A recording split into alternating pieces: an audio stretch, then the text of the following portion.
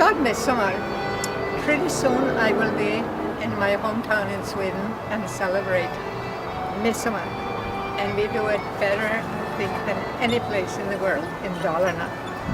And in Leksand we have Sweden's largest midsummer pole. It weighs 880 pounds and it is about 80 feet tall, like one of the tallest pine trees we have here. And it is raised every Midsummer Eve, but they raise them in many different villages at different times and different days.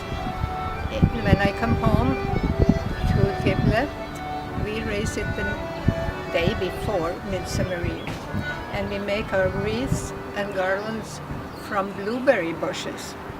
And blueberry bushes is about a foot high bush, and they pick garbage sacks full, and then we have many people that make the wreaths, and the wreaths are double. They are round in two ways, and we have several bars on the maypole, Majstång as it's called in Sweden, and a lot of people wonder why it's called a maypole or a Majstång, like the month of May. But May means greening, and it is when the world is greening up and they dress it, and it is to celebrate summer solstice. And we raise it, and it takes many people to put it up.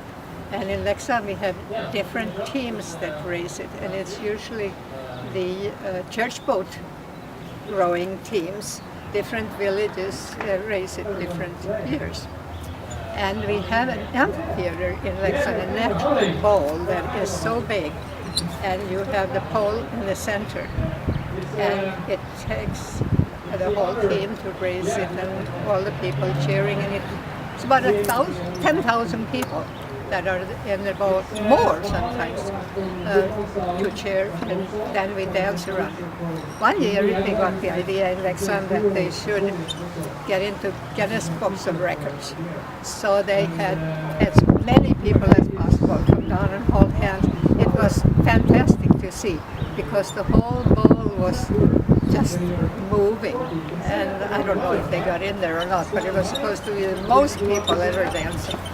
Now, it is to celebrate summer solstice, and we don't have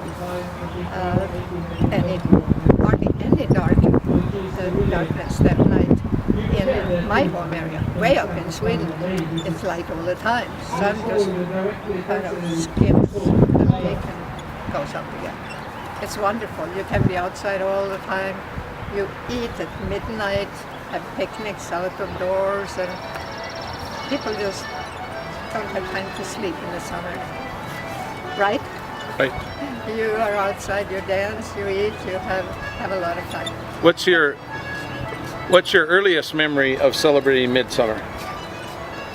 To have the costume on and ride on the wagon, which was horse-drawn in those days, to where all the kids in costume got on the flat wagon and rode. Fiddlers go first, then the people carry all the wreaths and garlands, and then the wagon. There were several horse-drawn wagons in those days. Our family was probably the last one that had horse-drawn wagons, and then they started with tractors, because my dad said the little kids just don't know how to act around horses anymore. In the old days, all the kids knew about horses because they had them at home. First that I remember is riding on the wagon and going there and dancing around Maypole once it was up, and getting ice cream, because people didn't have refrigerators at home and you never had ice cream.